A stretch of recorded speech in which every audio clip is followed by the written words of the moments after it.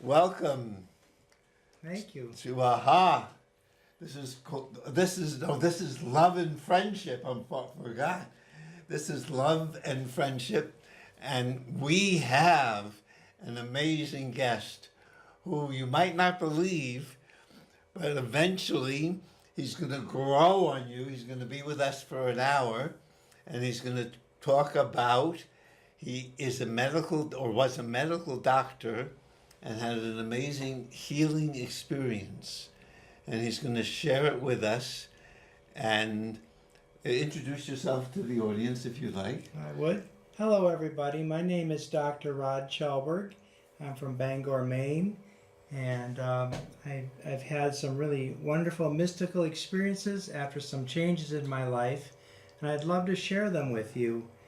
And these include Christ helping me in the emergency room, saving people's lives, talking about death and dying, meeting God, and helping heal the world, and things that So thanks for joining I us, can be doing for you. because you too can join us in healing the world. This is a Cambridge audience, and that's the one desire that's most primary. No, you can't live in Cambridge if you're not really wanting with all your heart and soul and mind to heal the world. That's why Rod came all the way from Maine to help us in our daily activities. Why don't you tell us, how did you grow up when you were a child and where? I grew up in central Minnesota on a farm, lots of country, and it was a crop farm, and went to regular school. As a youth, I started having mystical experiences of astral projection, Well, explain meditation. to our audience, and maybe we'll learn how.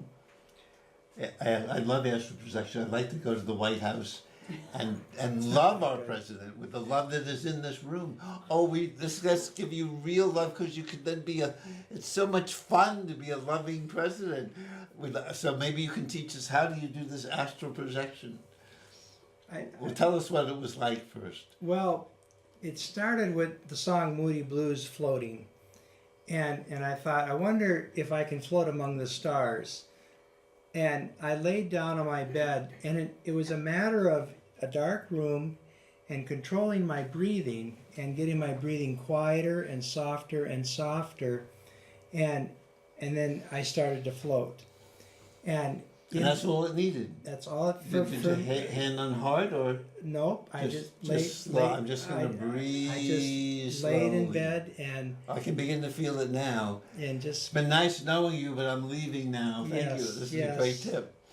But it's all of this is a matter of controlling your breath and breathing and quieting the ego mind, our thoughts and chatter, and God naturally fills in the void. And by controlling your breath, explain a tiny bit more. If you you control the breath, you control the mind. And how do you control the breath? And by slowing down your breathing. I see what you're saying. First you start with big breaths, and then you get quieter.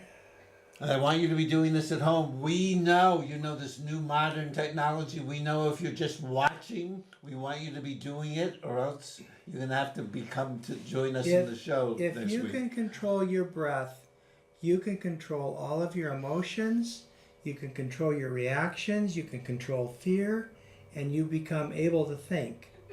So controlling the breath suppresses the thinking ego mind, which always wants to make a lot of noise and chatter. So get quieter and quieter, and pretty soon your breath gets so quiet you're barely alive. And then God will reach in and start to fill you, and you start to float. And first I would stay around the house, and then I started to float around. So we can trust him. You see, he's doing this carefully, like a good doctor. Step by none of this floating and going to Washington, D.C. like me. Stay around the house when you're floating. Good. Yeah. And next? Because it becomes confidence. And you have to build confidence. When you float out of your body and you look down and see yourself sleeping, it kind of like, okay, this is is this a dream or not? But with confidence, you gain trust, and then you say, I want to go farther. And I always wanted to go farther.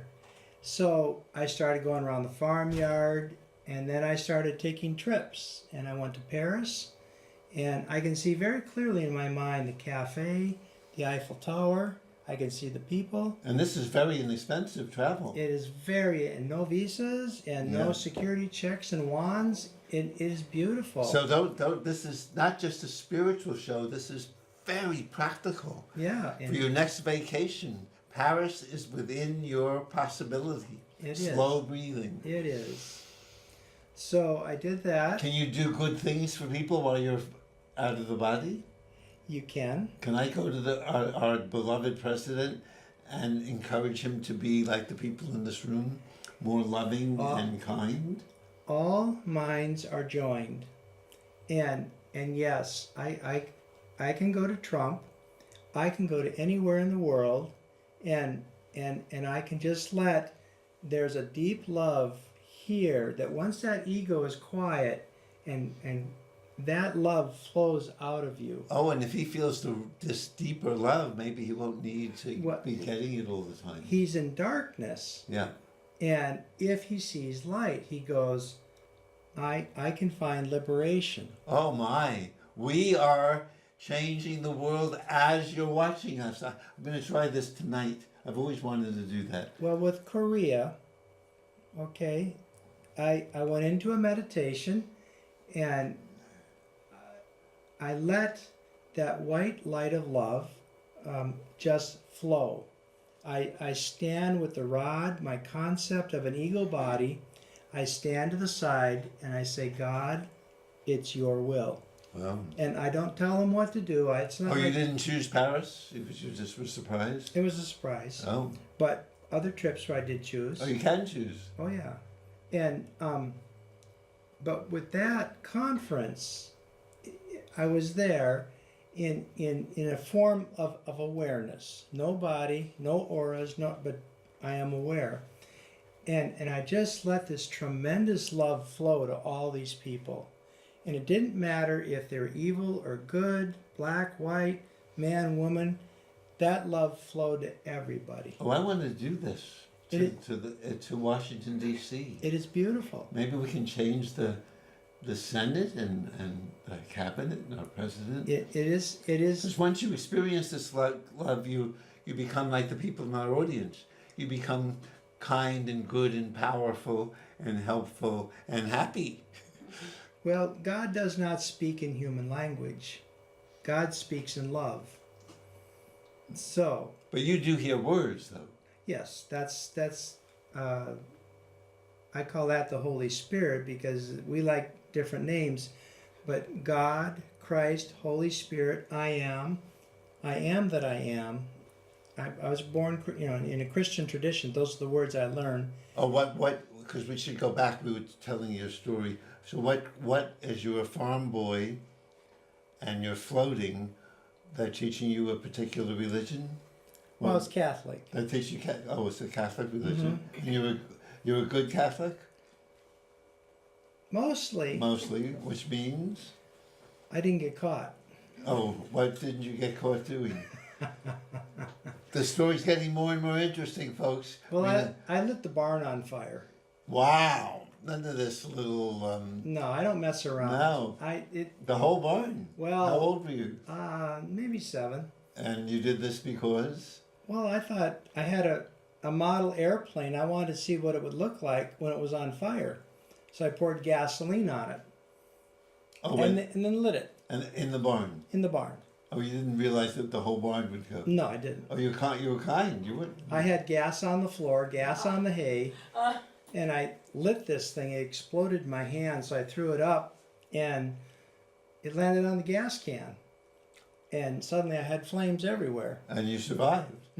I ran really quick. Your parents probably weren't overjoyed with this experiment. They still don't know. Oh, they don't know? Wow. Well, they might be watching from another plane. I'm sure they are. Okay, so you're 7. You don't tell anybody. You don't go to the priest and confess either. No. Oh. Okay, so tell us a little more about growing up on a farm in Minnesota. I loved the openness and the quietness and the solitude. I think those are very important um, for spiritual growth for me. And I find it difficult to be in a city with all these people because I pick up all these people and their energies, and it's like I bless them as much as I can, but it still tires me out. So I go out and I've got 5 acres out in the country, perfectly quiet, green land, and I can feel God, I can feel the earth, and I'm rejuvenated. I've had friends come to my house and they're going, I feel like I'm in an ashram. Wow. Now this is now, right? Right We've now. left Minnesota. We have floated past Minnesota into where Rod is living now, which is Maine. That's right. So tell us. So you're growing up, an okay Catholic in Minnesota, and what are some other important experiences in your childhood? I met a couple. I was a young man and I was in Civil Air Patrol because of Vietnam War, and I decided I was going to be a pilot rather than be on the ground. And I was flying an airplane one day and my engine started to fail. And there was a loud noise coming from the engine. And this was my first real experience of Christ. I'm single pilot and I'm about 30 miles from the runway, and I'm watching. My engine temperature is critical, my oil pressure is 0, and the prop is slowing down. That's bad. And I'm over the city, so there's no place to land. And I was going to call an in-flight emergency, and I felt this warm presence sitting right next to me, and this love. And the voice said very clearly, when Christ speaks, it's with great authority. There is no doubt in your mind. I wonder if that's Christ. There is no doubt. And Christ said, feather the prop. So I put the microphone down, and that means pull way back on the engine into neutral. And it felt like a pair of hands lifted the airplane up, and I floated. And just floating like you're as a child. I was just floating. And Christ said, he's looking around and going, and now I'm seeing kind of a white aura. Yep. And he said, it's a beautiful day to fly, isn't it? Yeah, I got a dead engine. It's a great day to fly. Mm. But I made it back to the airport, and I had to be towed off the runway. And what was the job of the airplane you were flying? The job. Well, and what did it do as far as the war effort was going? Well, Vietnam ended that year, and so. But you were there when the war was going on. Oh yeah. And so what was your plane contributing to it? Well, my draft number was very low, so they take the first couple hundred. So I knew I was going to be drafted in the military. Yeah. And I decided that I would rather, my friends is what I really cared about. And I said, I'm going to help them, but I don't want to kill anybody. Great. So I said, I can fly a cargo plane. I can do that. Oh, so it was just cargo. Yeah, I was going to be a cargo pilot. Thank you for not killing anybody. I don't like killing. And, but a cargo plane, they need food and supplies, and they get sick people out. And I said, I can do that. And so I trained for 2 years to be a pilot. And then just as I was getting my certification, I would have gone in as a second lieutenant and capable of flying. And the war ended. So, and then the engine burned up. And it's like, I guess that's done. And next? What happens next? Well, then I did... I went to college, undergraduate, and I got biology and psychology degrees, and I started thinking about medical school, and I thought, I'm a farm boy, I'm not smart enough, that's too hard to do. My family, I was the second person to get a college degree majority of them had no high school degrees. It was farm country. And it just didn't work out to get into medical school. And so I went to UCLA and got into graduate school and did work. And from there went into medical school. And medical school was just a lot of work. Nothing really happened in terms of spirituality or mysticism until I hit residency. And so after a year of residency, I started to notice a presence. I did internal medicine and critical care medicine. So I have to make the decision, okay, with family consent, this person's really injured, they are dying. Are we going to keep them alive in this vegetative state, or are we going to let them go? And the longest I've kept anyone alive is a year. So I'm not one to just pull the switch. But when the family said, we're all here, we're ready to let them go, I'd have the family move out of the room, and I'd start turning off the monitors, the drips, and everything. And then cover, in a nice sheet, comb their hair, and bring the family back in. And I say, is it okay if I pray for your family? And it's always been my habit. I consider it my last act as a doctor, to ask God to bring this person home. And so I'll either hold their hand gently like this, or I'll hold it to my chest like this. And then I will pray. And I used Our Father who art in heaven and say some nice things. And it was just a beautiful transition. And the person would just gently pass away, and it was so beautiful. But I felt a presence of love on my right side, and that presence permeated the whole room and brought peace. Tremendous peace. And so I did that for many, many years because I had people die from cancer, illnesses, ICU, but that was what I did. After I went through, I had a nice house. I did everything I was supposed to, which is buy cars, have a family, do all this nice stuff, and build my medical career. And you have a spiritual practice at this time? Not really. Oh, but you just have these... I have distractions. But you have this experience from time to time of presence of love. Yes. So on occasion, somebody's dying. A lady was dying of pancreatic cancer, and I told her and went to her house. I'm an old-fashioned doctor. I still go to people's houses, even up until the very end of my medical career. It'd be 2 a.m, somebody's dying, I'd get in my truck and go. It's, that's just the way I am. And so I did that. And what happened for me is I was in church one Sunday, and I hung all the ornaments in the church for Easter service, and I sat there in the pew, and I looked up at this cross and all of this finery. This church would seat 1,000 people, and it was just me. And I felt this love coming from the whole altar to me. And I said, God, I want to know you. Well, I said, I don't know how else to do it, but I want to know you. Nothing happened. Nothing. And people kept coming in, and I thought, well, that was a bust. But God heard. And so probably in 2004, I went through a divorce.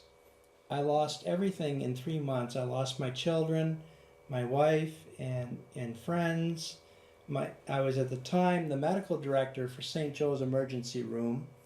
I was the number 3 person in the chain of command, head of pharmacy and therapeutics. I mean, really a pretty powerful position. And I lost everything. The pain of that was so awful, and that it just wouldn't let me go. My kids were gone. One day, on a particularly really bad day, I decided that I wanted to end my life. So I was in the kitchen and I picked up a long butcher knife and I put it right at the apex of my heart. And I sat there contemplating, this is it, I'm done. Since I'm a doctor, I know exactly where to put that knife.